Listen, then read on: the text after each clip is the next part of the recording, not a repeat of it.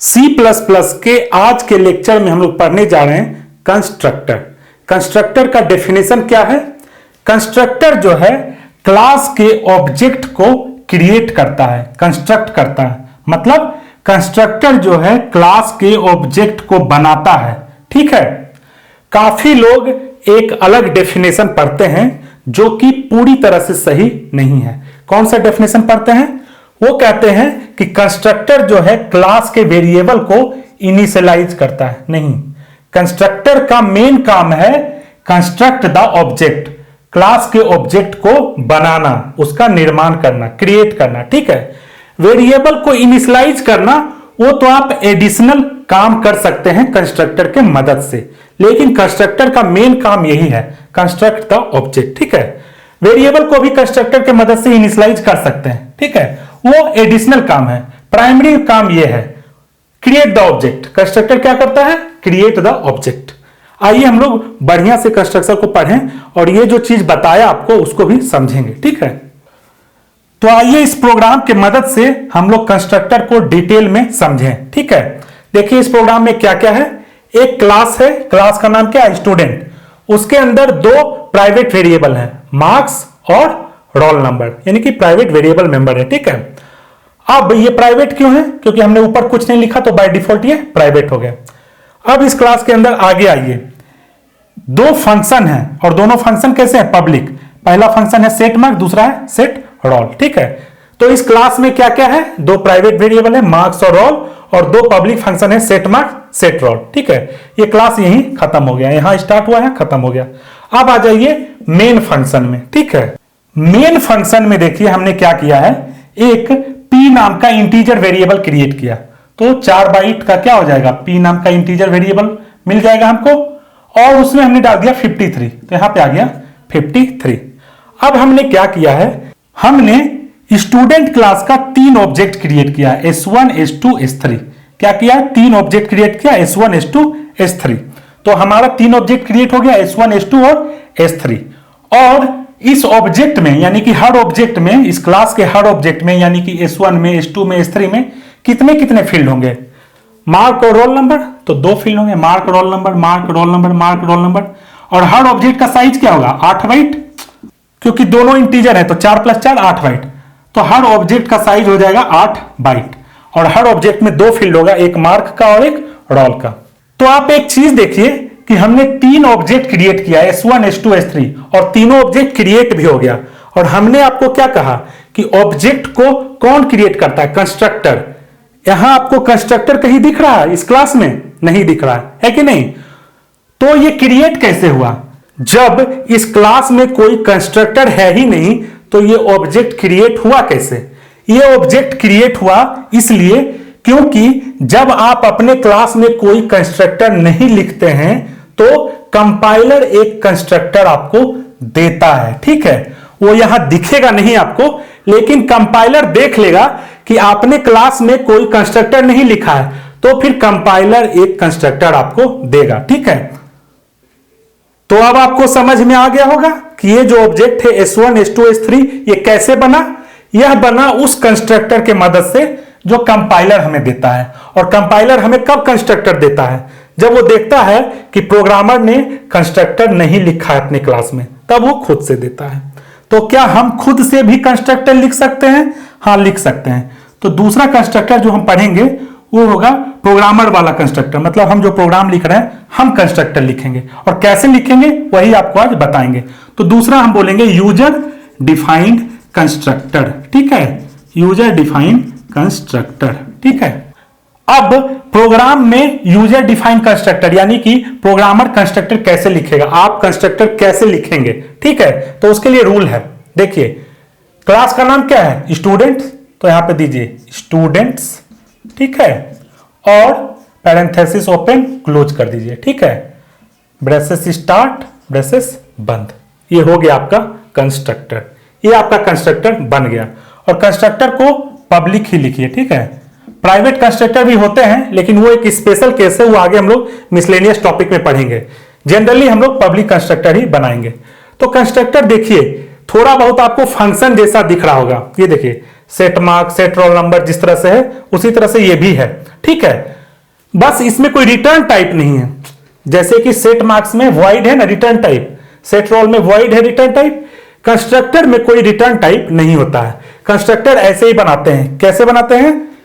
Constructor का नाम लिखिए जो कि बिल्कुल क्लास के नाम का ही होगा, जो क्लास का नाम है वही कंस्ट्रक्टर का नाम होगा, ये हमेशा याद रखिए। और फिर क्या कीजिए, पैरेंथेसिस ओपन क्लोज कीजिए जैसे फंक्शन वगैरह में करते हैं, और ब्रेसेस से ओपन और क्लोज कर दीजिए, ठीक है। तो ये आपका कंस्ट्रक्टर बन गया। अब कंपाइलर देखेगा कि यूजर ने खुद से कंस्ट्रक्टर बना दिया है तो वो नहीं देगा, वो नाराज हो जाएगा, कहेगा जब तुमने खुद से ही बना ही लिया कंस्ट्रक्टर तो मैं नहीं दूंगा कंस्ट्रक्टर, कंपाइलर, ठीक है। कंपाइलर बोलेगा अब तुमको मेरा जरूरत नहीं है, अब तुम्हारा खुद से कंस्ट्रक्टर बना हुआ उसी से काम चलाओ। तो कंपाइलर जो है अब कंस्ट्रक्टर नहीं देगा। तो अब जो ऑब्जेक्ट क्रिएट होगा S1, S2, S3 वो इस कंस्ट्रक्टर के मदद से होगा। अगर आपको सबूत चाहिए तो आप क्या कर सकते हैं, यहां पे एक प्रिंट स्टेटमेंट अंदर डाल दीजिए, जैसे फंक्शन में डालते हैं ना कुछ भी, उसी तरह से यहां भी लॉजिक डाल सकते हैं। और यहां पे आप लिख दीजिए कुछ मैसेज, कंस्ट्रक्टर कॉल्ड, ठीक है, कंस्ट्रक्टर कॉल्ड करके मैसेज लिख दिया। तो जब जब आप ऑब्जेक्ट क्रिएट करेंगे, student S1, student S2, student S3, 3 बार ऑब्जेक्ट आपने क्रिएट किया तो ये कंस्ट्रक्टर 3 बार कॉल होगा। जब जब ऑब्जेक्ट क्रिएट होगा तब तक कंस्ट्रक्टर कॉल होगा, क्योंकि ऑब्जेक्ट को क्रिएट कौन करता है? कंस्ट्रक्टर। तो देखिए प्रिंट होके 3 बार आएगा कंस्ट्रक्टर कॉल्ड।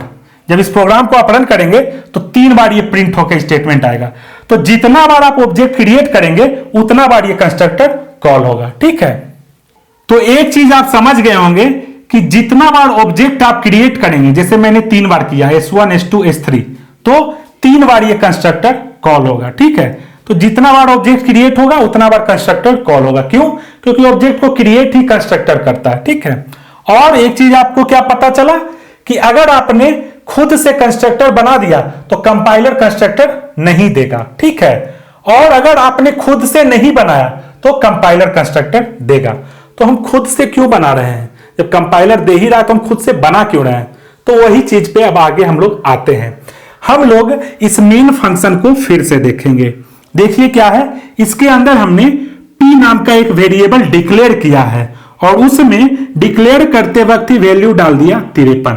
तो p नाम का एक इंटीजर वेरिएबल डिक्लेयर हुआ, उसी में डाल दिया 53। अब हमने एक ऑब्जेक्ट क्रिएट किया S1, और S1 में कितने फील्ड हैं? 2 फील्ड हैं, मार्क्स और रोल नंबर। हम चाहते हैं कि मार्क्स में और रोल नंबर में कुछ वैल्यू डाल दें। क्या हम ऐसा कर सकते हैं? S1 इज इक्वल टू 50, 60, यानी कि 50 चले जाओ मार्क्स में और 60 चले जाओ रोल नंबर में? नहीं, इस तरह का कोई रूल नहीं है, ठीक है। ये गलत है, कंपाइलेशन एरर देगा। तो हम कैसे इनिशियलाइज करेंगे, यानी कि इसमें और इसमें कैसे वैल्यू डालेंगे? हम डालेंगे कंस्ट्रक्टर के मदद से।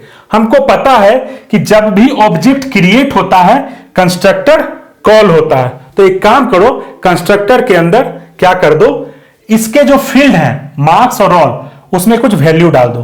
तो हम लोग मार्क्स में डाल देंगे 50, रोल में डाल देंगे 60, ठीक है। तो अब क्या होगा, जब आप क्रिएट करेंगे स्टूडेंट S1 तो क्या होगा, कंस्ट्रक्टर कॉल होगा। सबसे पहले तो ये मैसेज प्रिंट हो जाएगा, ठीक है। उसके बाद देखेगा कि मार्क्स में डाल दो 50, रोल में डाल दो 60, मार्क्स में 50, रोल में 60। फिर आपने स्टूडेंट S2 क्रिएट किया, फिर वही काम होगा, कंस्ट्रक्टर कॉल होगा।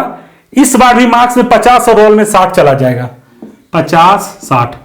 S3 क्रिएट किया तो फिर वही होगा 50, 60, ठीक है। ये चीज आप समझ गए। आप जितना बार ऑब्जेक्ट क्रिएट करेंगे उतना बार कंस्ट्रक्टर कॉल होगा और सबको मार्क्स और रोल का वैल्यू 50, 60, 50, 60, 50, 60 मिल जाएगा। एक चीज देखिए, मार्क्स के केस में तो ठीक है, सबको हमने शुरू में वैल्यू 50 डाल दिया, काम कर जाएगा।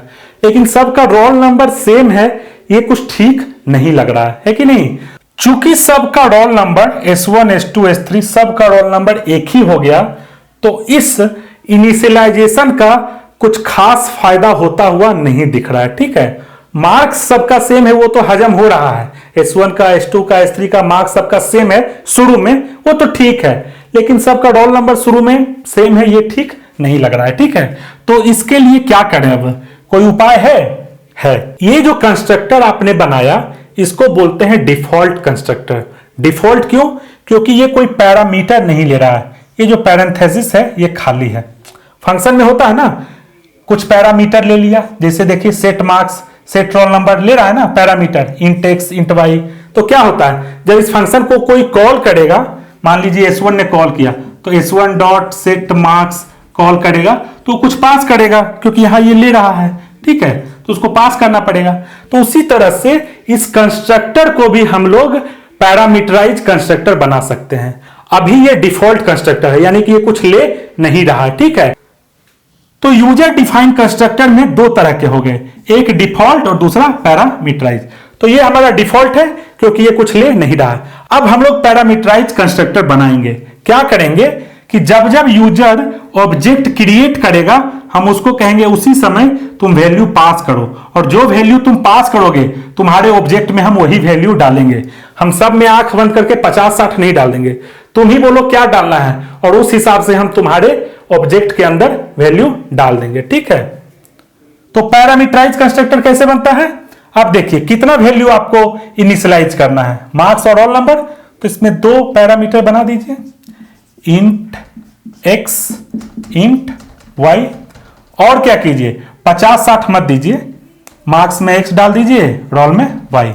अब क्या होगा जब आप ऑब्जेक्ट क्रिएट करेंगे तब आप वैल्यू पास करेंगे, ठीक है। और वो कैसे करते हैं, ऑब्जेक्ट जिसे क्रिएट करें कीजिए स्टूडेंट S1 और वैल्यू पास कीजिए 50-60, ठीक है, S2 60-70, ठीक है, S3 80-90।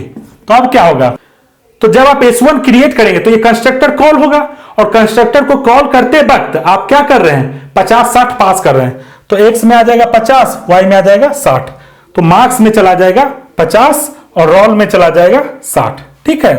जब S2 क्रिएट कर रहे हैं तो अब 60 और 70 पास कर रहे हैं, तो यहां 60 और यहां 70, तो मार्क्स में आ जाएगा X यानी कि 60, तो यहां हो जाएगा 60 और रोल में चला जाएगा Y यानी कि 70, तो S2 में हो जाएगा 60 और 70।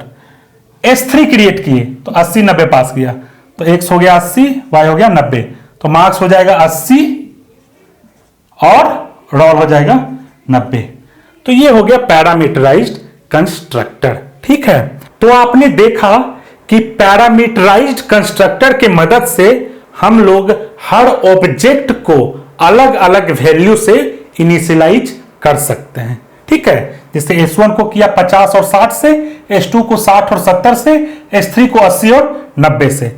ये हो सका पैरामीटराइज कंस्ट्रक्टर के मदद से कि हर ऑब्जेक्ट को हमने अलग अलग वैल्यू से इनिशियलाइज किया, ठीक है। अब मैं आपसे एक सवाल पूछने जा रहा हूं, उसका जवाब सोच के दीजिएगा। मैं एक और ऑब्जेक्ट बनाना चाहता हूं स्टूडेंट्स क्लास का। स्टूडेंट्स क्लास का एक और ऑब्जेक्ट बनाया, क्या नाम दिया उसका, S4। क्या ये ऑब्जेक्ट बनेगा? नहीं बनेगा। क्यों नहीं बनेगा? क्या कहा आपको कि जब भी आप ऑब्जेक्ट बनाते हैं वो किसके मदद से बनता है, कंस्ट्रक्टर के मदद से। और आपके क्लास में जो कंस्ट्रक्टर है वो लेता है पैरामीटर, है ना, 2 पैरामीटर। जबकि अब आप जब ऑब्जेक्ट बना रहे हैं S4 तो इसको कोई पैरामीटर दे ही नहीं रहे, तो कंपाइलर यहां पे कंपाइलेशन एरर देगा, कहेगा कि तुम S4 क्रिएट नहीं कर सकते। क्यों? क्योंकि तुमने पैरामीटर नहीं पास किया है। तुम्हारे क्लास में जो कंस्ट्रक्टर है वो 2 पैरामीटर लेता है और तुम 2 पैरामीटर पास करो, ठीक है। तो हम क्या करेंगे, इस तरह से बनाना पड़ेगा S4 को। कैसे बनाना पड़ेगा, S4 और जो वैल्यू पास करना है 2 पास कर दीजिए, ठीक है। तो अब देखिए आपके पास एक बंदिश हो गया है, बंदिश हो गया है, रेस्ट्रिक्शन हो गया है। क्या कि अब आप इस तरह से ऑब्जेक्ट नहीं बना सकते हैं। जब भी ऑब्जेक्ट आप बनाएंगे आपको 2 पैरामीटर ये पास करना ही पड़ेगा, तभी आपका ऑब्जेक्ट बनेगा। क्यों? क्योंकि आपका जो कंस्ट्रक्टर है वो लेता है 2 पैरामीटर और ऑब्जेक्ट बनता है कंस्ट्रक्टर के मदद से। तो आपको जो है कंस्ट्रक्टर का सम्मान करना होगा। वो 2 पैरामीटर ले रहा है तो आपको 2 पैरामीटर पास करना पड़ेगा, ठीक है। क्या कोई उपाय नहीं है कि मैं बिना पैरामीटर पास किए फिर से बना सकूं, है कि नहीं? मैं बिना पैरामीटर पास किए फिर से बना सकूं। एक उपाय तो यह है कि आप इसको डिफॉल्ट बना दीजिए फिर से, है कि नहीं? डिफॉल्ट बना दिया फिर से तो आप बना पाएंगे, लेकिन फिर ये सब गलत हो जाएगा। समझ रहे हैं? अब चूंकि आपका कंस्ट्रक्टर डिफॉल्ट कंस्ट्रक्टर है, इस तरह से आप नहीं बना पाएंगे, है कि नहीं? तब तो ये तो समस्या है, कभी ये नाराज हो गया, कभी ये नाराज हो गया। तो इसके लिए एक सॉल्यूशन है, और वो क्या है? Constructor overloading. क्या है? Constructor overloading. कंस्ट्रक्टर ओवरलोडिंग में क्या करेंगे? हम अपने क्लास में दो कंस्ट्रक्टर लिखेंगे। एक लिखेंगे डिफॉल्ट, यानी वो कोई पैरामीटर नहीं लेगा, और दूसरा जो कंस्ट्रक्टर लिखेंगे वो क्या लिखेंगे? पैरामीटराइज्ड, जो कि दो पैरामीटर लेगा। तो अब आपको अपने क्लास में दो कंस्ट्रक्टर डालना है, एक डिफॉल्ट और दूसरा पैरामीटराइज। पैरामीटराइज कैसे लिखा जाता है आपको तुरंत अभी बताया ही था। क्लास का नाम लिखिए स्टूडेंट्स, फिर पैरामीटर x, पैरामीटर y, है कि नहीं? और मार्क्स में डाल देंगे x और रोल में डाल देंगे y, है कि नहीं? तो इस तरह से हमारा पैरामीटराइज कंस्ट्रक्टर बन गया। और ये हमारा क्या है? अब डिफॉल्ट कंस्ट्रक्टर है। तो डिफॉल्ट कंस्ट्रक्टर में तो डिफॉल्ट वैल्यू कुछ डालिए 60 70, ठीक है। तो अब क्या हुआ? अब देखिए क्या हुआ कि आपके क्लास में दो कंस्ट्रक्टर है। आपके क्लास में कितना कंस्ट्रक्टर है? दो कंस्ट्रक्टर, एक है डिफॉल्ट और एक है पैरामीटराइज। तो अब आप दोनों तरह से ऑब्जेक्ट बना सकते हैं, S1 50 60 और S4 बस ऐसे ही, ठीक है। तो जब आप S1 बनाएंगे तो ये वाला कंस्ट्रक्टर कॉल होगा, है ना? और जब आप S4 बनाएंगे तो ये वाला कंस्ट्रक्टर कॉल होगा। ये चीज आपको समझ में आ रहा है? जब आप S1 बनाएंगे तो ये वाला क्यों कॉल होगा? क्योंकि आपने दो पैरामीटर पास किया 50 60। तो कंपाइलर देखेगा कि पैरामीटराइज कंस्ट्रक्टर कौन सा है, अच्छा ये वाला है, तो ये वाला कंस्ट्रक्टर कॉल कर देगा। और जब आप S4 बनाएंगे तो आप कोई पैरामीटर पास ही नहीं कर रहे हैं, तो ये वाला कंस्ट्रक्टर कॉल होगा। कंपाइलर इसको कॉल करेगा, क्यों? क्योंकि आपने कोई पैरामीटर नहीं पास किया है, तो कंपाइलर वो वाला कंस्ट्रक्टर कॉल करेगा जो कोई पैरामीटर नहीं लेता हो, यानी कि डिफॉल्ट हो, खाली हो, ठीक है। तो एक चीज आपको समझ में आ रहा होगा भी कि जब हम लोग कोई कंस्ट्रक्टर नहीं बनाते थे अपने क्लास में, है ना? जब हम लोग कोई भी कंस्ट्रक्टर अपने क्लास में नहीं बनाते थे तो कंस्ट्रक्टर कौन देता था? कंपाइलर देता था कि नहीं? और कंपाइलर कैसा कंस्ट्रक्टर देता था? वो देता था डिफॉल्ट, यानी कि वो कोई पैरामीटर नहीं लेता है। तभी तो हम लोग जब भी ऑब्जेक्ट बनाते थे सिर्फ क्या करते थे? क्लास का नाम और ऑब्जेक्ट का नाम डाल दिया, काम हो गया। जब आप कंस्ट्रक्टर नहीं लिखते हैं अपने क्लास में तो आप ऐसे ही ऑब्जेक्ट बनाते हैं, क्लास का नाम ऑब्जेक्ट का नाम। क्यों? क्योंकि कंपाइलर जो कंस्ट्रक्टर देता है वो देता है खाली। खाली का मतलब है डिफॉल्ट, यानी कि वो कोई पैरामीटर नहीं लेता है, ठीक है। तो ये चीज आप समझिए। अब आप सोच रहे होंगे कि मैं सिर्फ पैरामीटराइज ही बना देता हूं, कंपाइलर मुझे खाली वाला नहीं देगा जैसे पहले देता था? नहीं देगा। क्यों? क्योंकि कंपाइलर कंस्ट्रक्टर तभी देगा जब आपके क्लास में कंस्ट्रक्टर ना हो, एक भी कंस्ट्रक्टर आपने खुद से ना लिखा हो। इससे कोई फर्क नहीं पड़ता कि आपने जो कंस्ट्रक्टर लिखा है वो पैरामीटराइज है कि खाली। वो देखेगा कि आपने कोई एक सा भी कंस्ट्रक्टर लिख दिया तो कंपाइलर कंस्ट्रक्टर नहीं देगा, ठीक है। इसलिए जब भी पैरामीटराइज कंस्ट्रक्टर बनाए आप तो एक डिफॉल्ट कंस्ट्रक्टर भी बना के छोड़ दें। उससे क्या होगा कि कोई रेस्ट्रिक्शन नहीं होगा कि ऑब्जेक्ट बनाते टाइम हमको ये पास करना ही पड़े। हम ऐसे भी ऑब्जेक्ट बनाना चाहते हो जिसमें हम कोई वैल्यू ना पास करना चाहते हैं, तो हम एक ऐसा कंस्ट्रक्टर बना के रखेंगे जो कोई पैरामीटर ना लेता हो। तो ये गुड प्रैक्टिस है, एक डिफॉल्ट कंस्ट्रक्टर हमेशा बना के रखिए। तो ये कंस्ट्रक्टर ओवरलोडिंग। कंस्ट्रक्टर ओवरलोडिंग में हम लोग और भी बहुत चीज पढ़ेंगे कल, ठीक है, उसको और भी डिटेल में हम लोग पढ़ेंगे। तो आपको ये चीज समझ में आया कि नहीं कि हमने दो कंस्ट्रक्टर क्यों बनाया है? ये कोई नियम नहीं है कि आप दो कंस्ट्रक्टर बनाएं। हमने दो कंस्ट्रक्टर इसलिए बनाया है ताकि हम हर तरह का ऑब्जेक्ट बना सकें। एक ऑब्जेक्ट ऐसा जिसमें हम पैरामीटर पास कर पाए, एक ऑब्जेक्ट ऐसा जिसमें हम पैरामीटर पास ना करें, ठीक है।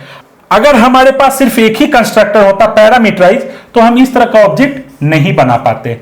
अगर हमारे पास सिर्फ एक ही कंस्ट्रक्टर होता डिफॉल्ट, यानी कोई पैरामीटर ना लेता, तो हम ये वाला ऑब्जेक्ट नहीं बना पाते। इसीलिए हमने क्या किया? दोनों तरह का कंस्ट्रक्टर डाल दिया। है कि नहीं। और ये कैसे हो सका, कंस्ट्रक्टर ओवरलोडिंग के मदद से। उसमें हमने क्या किया, एक को पैरामीटराइज बना दिया और एक को खाली, मतलब वो कोई पैरामीटर नहीं लेगा। तो इस तरह से अब हम ऑब्जेक्ट बना सकते हैं, पैरामीटर के साथ भी या बिना पैरामीटर के भी, ठीक है।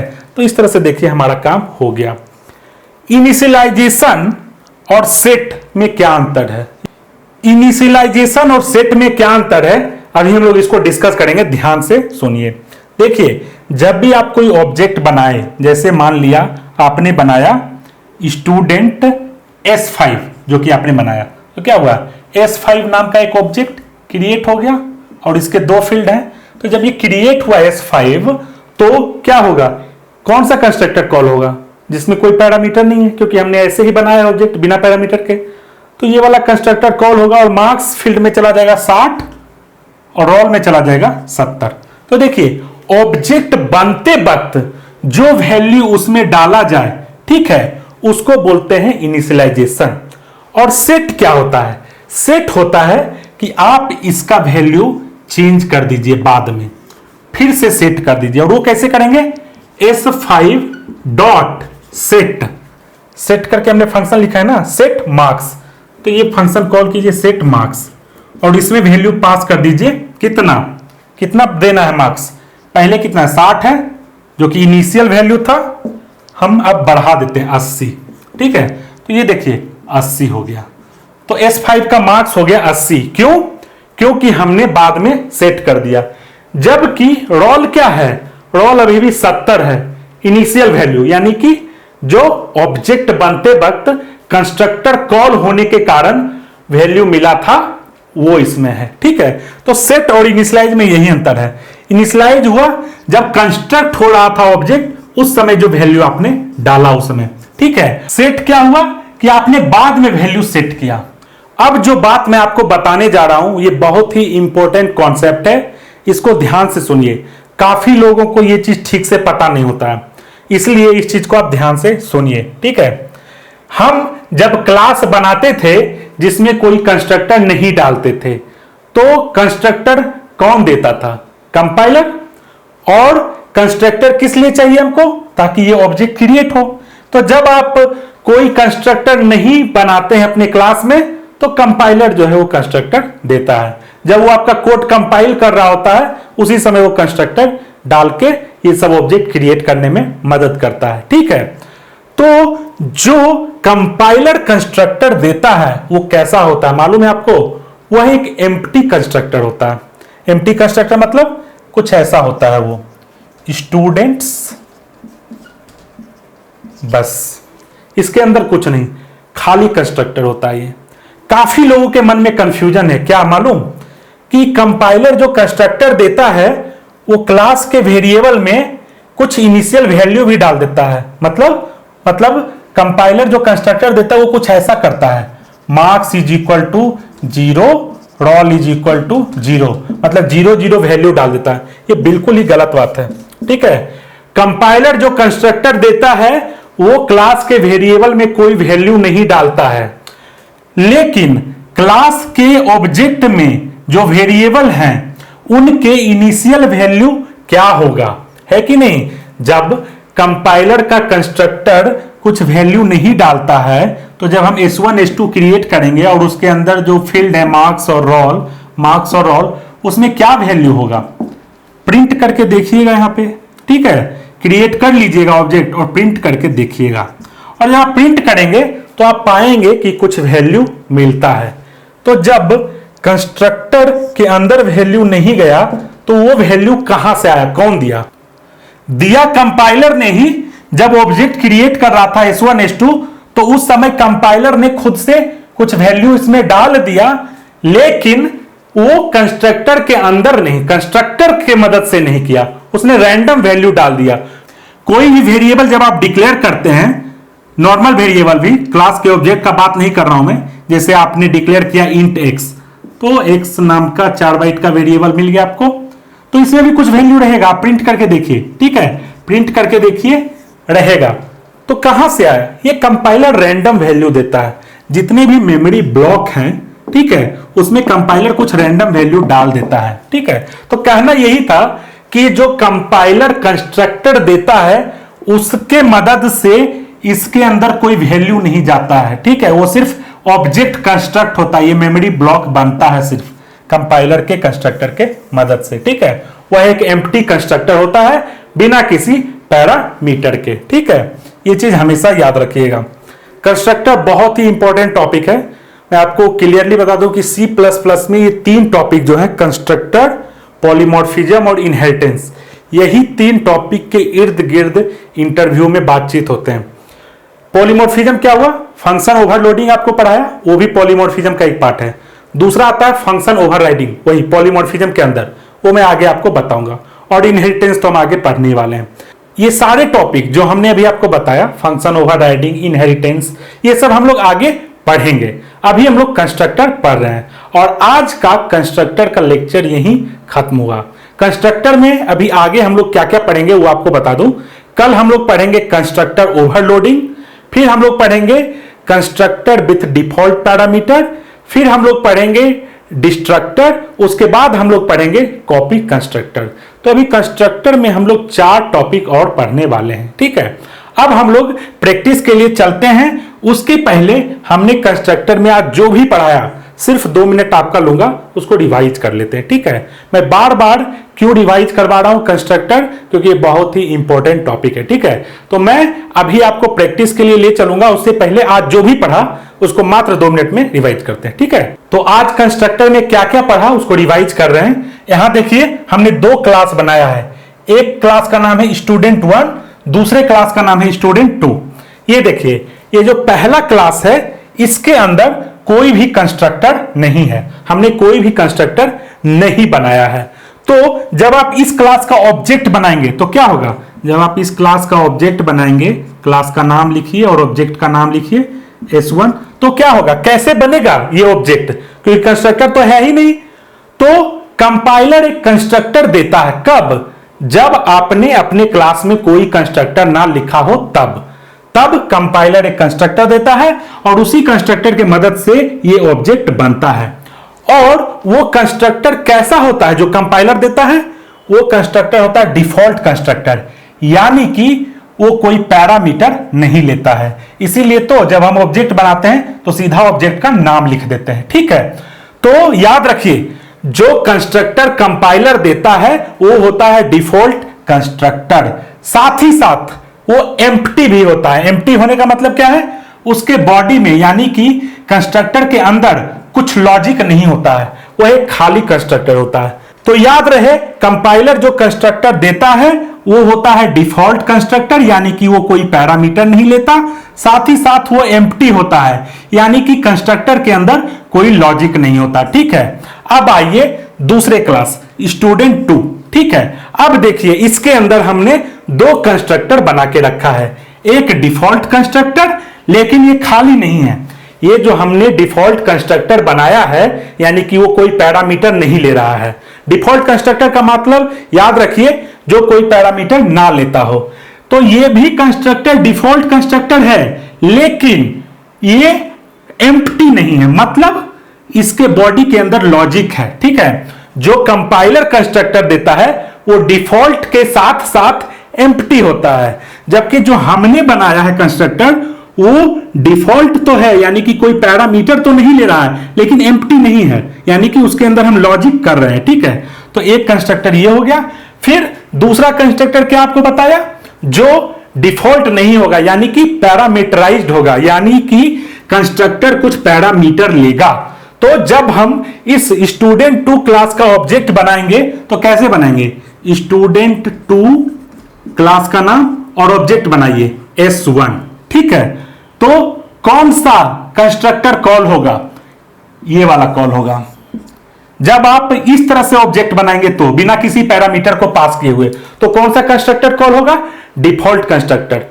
अगर हम ऐसे बनाएं स्टूडेंट 2 और एक दूसरा ऑब्जेक्ट बनाएं, उसका नाम है S2, और पास कर दे 2 वैल्यू 50 और 60, तो अब कौन सा कंस्ट्रक्टर कॉल होगा?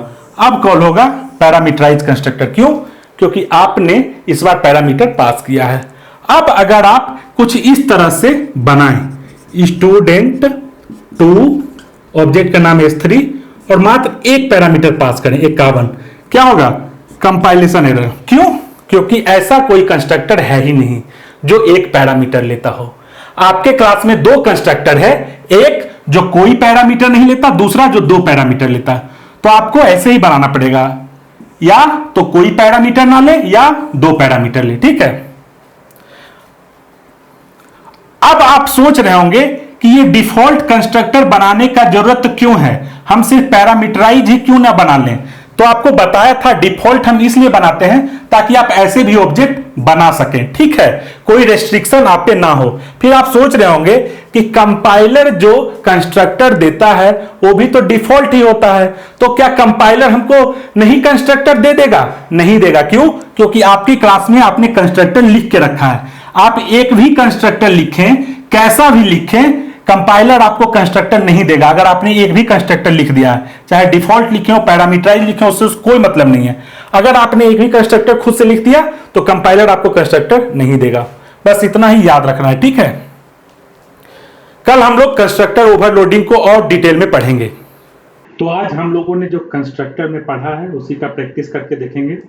सबसे पहले एक वो प्रोग्राम देखते हैं जिसमें कोई भी कंस्ट्रक्टर नहीं है।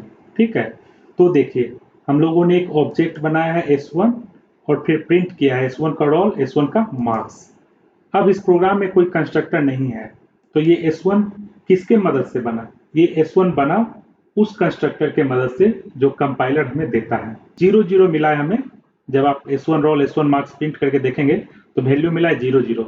तो S1 के रोल को और S1 के मार्क्स को वैल्यू किसने दिया है? कंपाइलर ने। लेकिन कंस्ट्रक्टर के अंदर नहीं। कंस्ट्रक्टर जो है, कंपाइलर जो कंस्ट्रक्टर देता है वो खाली रहता है, उसके अंदर कोई इनिशियलाइजेशन नहीं होता। ये चीज हमेशा याद रखें। ठीक है, नेक्स्ट आते हैं हम लोग एक कंस्ट्रक्टर बनाए अपने प्रोग्राम में, दिखाता हूं आपको। ठीक है, और ये कंस्ट्रक्टर कैसा है? ये कंस्ट्रक्टर है डिफॉल्ट कंस्ट्रक्टर, यानी कि ये कोई पैरामीटर नहीं ले रहा है। और यहाँ हम लोग क्या कर रहे हैं? रोल और मार्क्स दोनों में 60 और 70 भर रहे हैं। तो अब देखिए हम लोगों ने तीन ऑब्जेक्ट क्रिएट किया है, S1 S2 S3। तो ये कंस्ट्रक्टर कितना बार कॉल होगा? 3 बार। जब जब आप ऑब्जेक्ट क्रिएट करेंगे तब तक कंस्ट्रक्टर कॉल होगा। फिर हमने प्रिंट किया है S1 का रोल, S1 का मार्क्स, उसी तरह से S2 का और S3 का रोल और मार्क्स। क्या वैल्यू आएगा प्रिंट करने पे? रोल में आएगा 60 और मार्क्स में आएगा 70। किस में? S1 में, S2 में, S3 में, किस में? तीनों में। क्यों? क्योंकि ये डिफॉल्ट कंस्ट्रक्टर है और डिफॉल्ट कंस्ट्रक्टर में क्या होगा कि एक ही वैल्यू बार बार सारे ऑब्जेक्ट में जाएगा, यानी कि जितना भी ऑब्जेक्ट आप क्रिएट करें, रोल में जाएगा 60, मार्क्स में जाएगा 70। तो रन करा के देखिए, तो आप देख सकते हैं कि कंस्ट्रक्टर जो है 3 बार कॉल हुआ है। क्यों? क्योंकि हमने 3 बार ऑब्जेक्ट क्रिएट किया है, S1 S2 S3 तीन ऑब्जेक्ट क्रिएट किया है। 3 बार कॉल हुआ, कैसे मुझे पता चला? ये देखिए मैंने एक मैसेज डाल के रखा है ना, तो जितना बार ये कंस्ट्रक्टर कॉल होगा उतना बार ये मैसेज आएगा। तो मैं आपको दिखाता हूँ, ये मैसेज 3 बार प्रिंट होके आया है। ये देखिए, constructor call, constructor call, constructor called, है ना। और हमने फिर प्रिंट किया क्या? S1 का रोल, S1 का मार्क्स, S2 का रोल, S2 का मार्क्स, S3 का रोल और S3 का मार्क्स। क्या वैल्यू आएगा? 60 70 60 70। वो हमेशा यही आएगा। ये देखिए 60 70 60 70 60 70। ठीक है, नेक्स्ट मैं आपको दिखाता हूं कि अब मैं क्या करूंगा कि S1 S2 S3 को एक साथ नहीं क्रिएट करूंगा। ये देखिए अभी मैं प्रोग्राम में क्या कर रहा हूं? S1 S2 S3 तीनों को एक साथ क्रिएट कर रहा हूं, है ना। अब हम लोग अलग अलग टाइम पे क्रिएट करेंगे। तो देखिए अब हमने क्या किया, पहले S1 को क्रिएट किया, फिर उसका रोल मार्क्स प्रिंट किया, फिर S2 को क्रिएट किया, तब रोल मार्क्स प्रिंट किया, फिर S3 को क्रिएट किया, तब रोल मार्क्स प्रिंट किया। अब इसको रन करा के देखिए क्या अंतर आता है।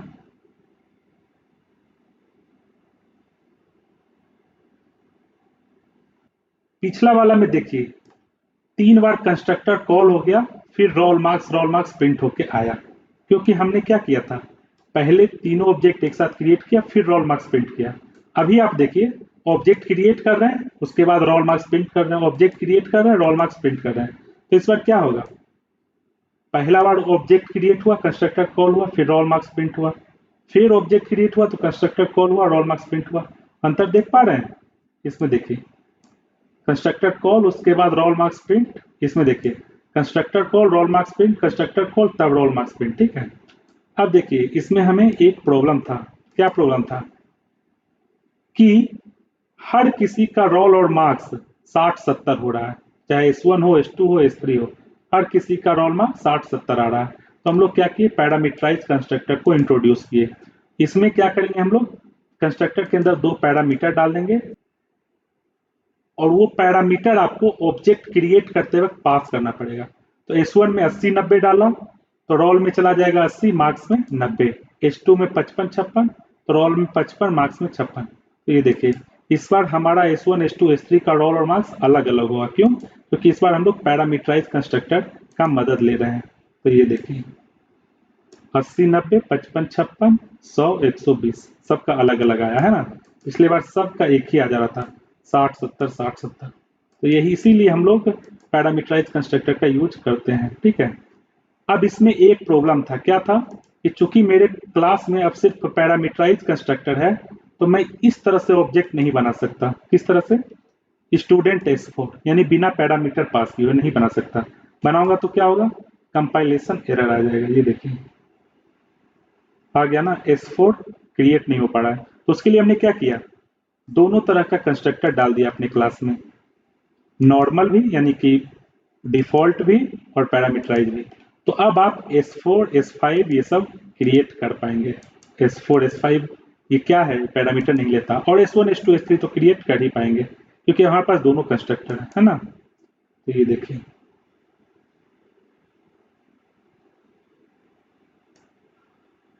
देखिए पहला 3 बार पैरामीटराइज कंस्ट्रक्टर कॉल हुआ, बाकी 2 बार डिफॉल्ट कंस्ट्रक्टर कॉल हुआ, है ना। क्यों? क्योंकि S1, S2, S3 पैरामीटर ले रहा है और S4, S5 पैरामीटर नहीं ले रहा है।